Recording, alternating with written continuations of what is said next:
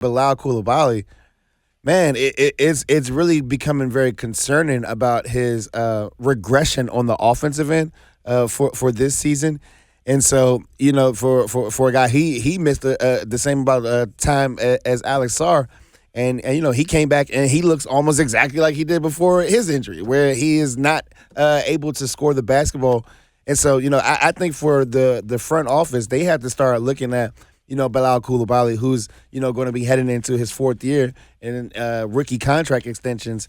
I think it's going to be a very tricky negotiation between the front office and Bilal Coulibaly.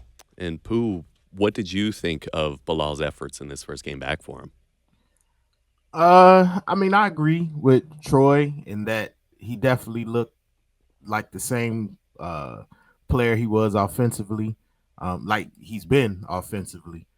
Um, I don't know if part of that is every offseason since he's been in the league, he's been having to nurse injury, or is he just going to be super limited on the offensive end of the table? So it's one of them things with Bilal. I think. I mean, the good thing on your side is he's still only 20, I believe. So he still has a lot of growing to do. But it's definitely when you look at the offensive uptick of Keyshawn George, now back again of above Carrington, and of course of Alex Sarr, you definitely wonder, is it going to ever turn or ever click for him? Yeah, I mean, shout out to a DMV pizza chain we have here called And Pizza.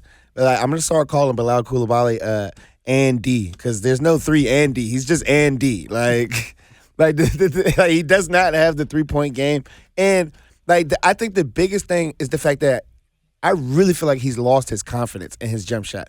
It's like not only is he like coming out here, not he's passing up on way too many open shots, and like honestly, like it's really affecting the Wizards' offense because defenders are like really giving him the Tony Allen Memphis treatment, where they're playing so far off of him that it clogs up the floor spacing for the rest of the team.